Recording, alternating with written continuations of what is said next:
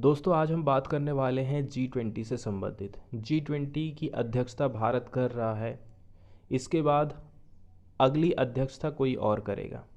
इसमें एक ट्रॉइका वर्ड का इस्तेमाल किया जाता है। ट्रॉइका ट्रॉइका का मतलब होता है तीन देश। तीन देश कौन कौन से हो जाएंगे? इसके पहले जो जिसने बैठक की अध्यक्षता करी, फिर बीच में इंडिया आ गया, और फिर इसके बाद कौन अध्यक्षता करेगा? तो अभी हाल ही में हम देखे थे तो इंडोनेशिया के बाली में इसका आयोजन किया गया था। इसके बाद इंडिया आ गया।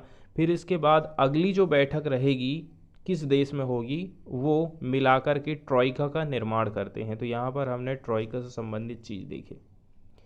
तो ऐसे कौन कौन से फ़ायदे हैं जो कि G20 की बैठक से हमें मिल सकते हैं, यहाँ पर इस बात की चर्चा करी जाती है। इसके साथ साथ में हम G20 की स्थापना कैसे हुई थी, कब हुई थी, ये बेसिक जानकारी भी देखने वाले हैं। तो आखिर कौन सा रीजन था जिसके चलते चलते इस संगठन का निर्माण किया गया था? इसके साथ साथ में कौन कौन से ऐसे चैलेंजेस हैं यदि G20 की प्रेसिडेंसी इंडिया कर रहा है?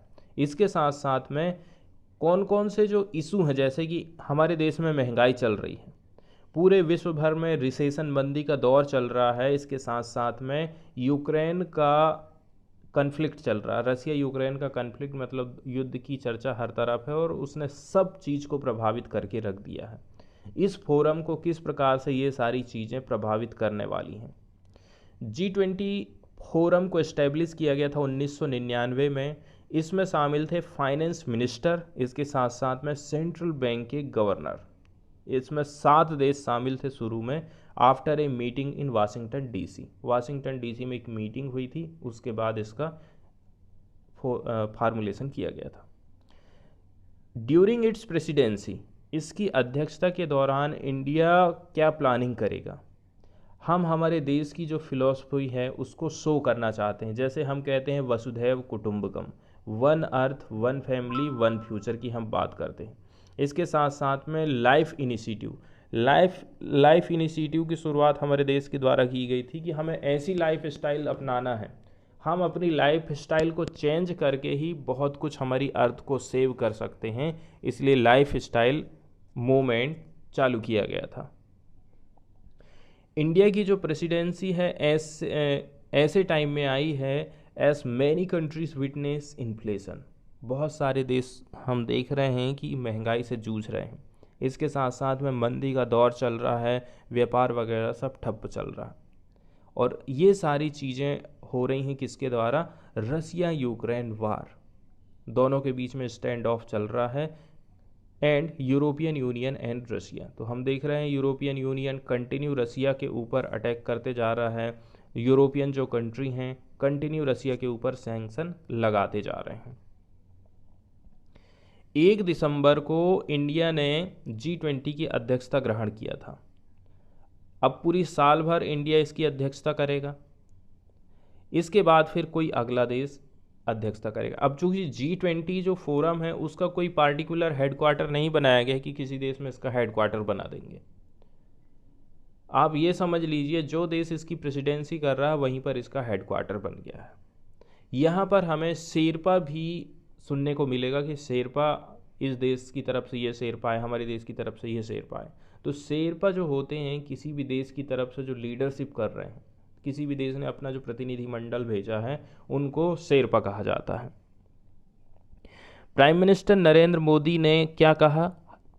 प्राइम मिनिस्टर नरेंद्र मोदी का कहना है ये इंडिया के लिए बहुत बड़ी अपॉर्चुनिटी है।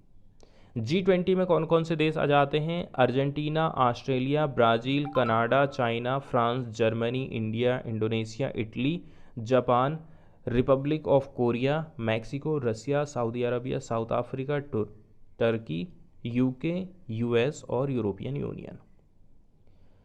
अब हम इसके इतिहास की बात करते हैं। G20 फोरम को इस्टेब्लिश किया गया था 1999 में। इसमें शामिल थे फाइनेंस मिनिस्टर, इसके साथ साथ में सेंट्रल बैंक के गवर्नर। इसमें 7 देश शामिल थे उस टाइम में। Canada, France, Germany, Italy, Japan, UK, US. Washington DC में मीटिंग के बाद में इसकी स्थापना की गई थी। तो इसका जो मेन फैक्टर था, ये सारे देशों को एकजुट करने वाला जो फैक्टर था वो 1997-98 के दौरान जो फाइनेंशियल क्राइसिस आया था, वित्तीय संकट आया था, ठीक है, उसी के चलते चलते इसकी स्थापना की गई थी। आफ्टर मतलब होता उस रिजल्ट। जो पहली मीटिंग थी G20 लीडर्स की 1999 में हुई थी, and it was elevated to the level of heads of government या फिर स्टेट इन 2008। फिर 2009 में क्या होता है, G20 को डेजिग्नेट किया गया था as premier forum for international economic cooperation. 2009 में किस रूप में उभरा था, इकोनॉमिक कोऑपरेशन के रूप में ये संगठन उभरा था। देखिए ये जो संगठन है मेनली डील करता है मैक्रो इकोनॉमिक्स से संबंधित मुद्दों को, लेकिन जैसे जैसे समय बीतता गया, इनिशियली मतलब शुरुआत में जैसे जैसे समय बीतता गया, इसका जो एजेंडा है वो बढ़ते गया। इसने कवर करे थे बहुत सारे इशू को, जैसे कि trade, climate change, sustainable development, health, agriculture, energy और एनवायरनमेंट। G20 प्रेसिडेंसी कर रहा है, इसका मतलब क्या है, G20 समिट का आयोजन किया जाता है हर साल, रोटेटिंग बेस पर इसकी प्रेसिडेंसी होती है।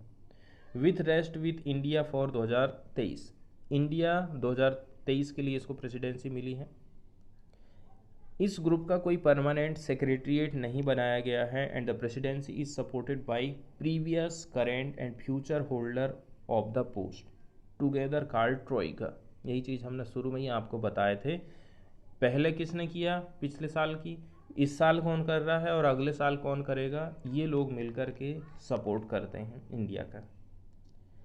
इंडिया के साथ में 2023 का जो ट्रोइका है इसमें इंक्लूड है इंडोनेशिया एंड ब्राज़ील। इंडोनेशिया में पहले हुई, फिर इंडिया में हो रही है, इसके बाद जो है ब्राज़ील में होने वाली। तो 3 लोगों ने मिलकर के ट्रोइका का निर्माण किया है। तो एज ए प्रेसिडेंट नेशन मतलब अध्यक्षता करने वाला देश, इंडिया होस्ट करेगा 18वीं सेंचुरी की G20 हेड्स ऑफ स्टेट को गवर्नमेंट समिट दिसंबर 2023 नई दिल्ली में। अब जो मेन मुद्दा यहाँ पर उभर करके आता है वो ये है, इंडिया की खुद की प्रॉब्लम चल रही है चाइना के साथ में। ये भी एक पार्ट है G20 ग्रुप का। इसने एक पोटेंशियल इशू पैदा कर दिया है for effective functioning of the forum. क्या ये प्रभाव डाल सकता है इसके कामकाज को? फिर भी यदि देखा जाए तो प्राइम मिनिस्टर नरेंद्र मोदी का जो ब्रीफ इंटरेक्शन रहा था चाइनीज़ प्रेसिडेंट जी जिनपिंग के साथ ड्यूरिंग G20 समिट इंडोनेशिया में नवंबर 2022 में, इससे ये तो चला कि सिचुएशन जो चल रही है अभी आशावादी चल रही, मतलब हम थोड़ी बहुत आशा लगा सकते हैं कि संबंध में सुधार आ सकता है।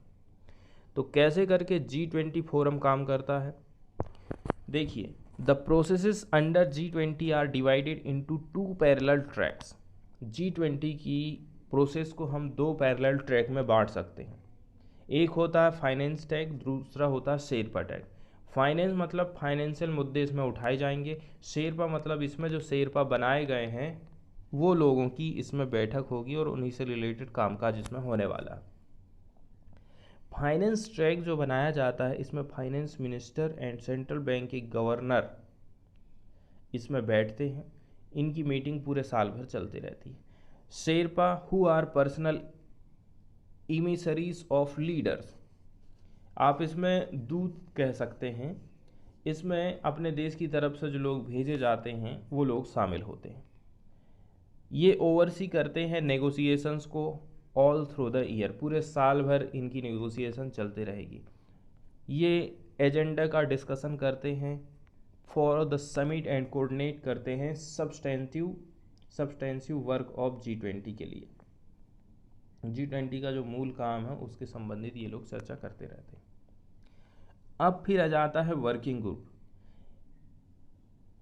इसका जो डिज़ाइन किया जाता है लगभग स्पेसिफिक थीम के हिसाब से, operate with in both track. ये एक ऐसा ग्रुप है जो कि दोनों ट्रैक पर काम करता है।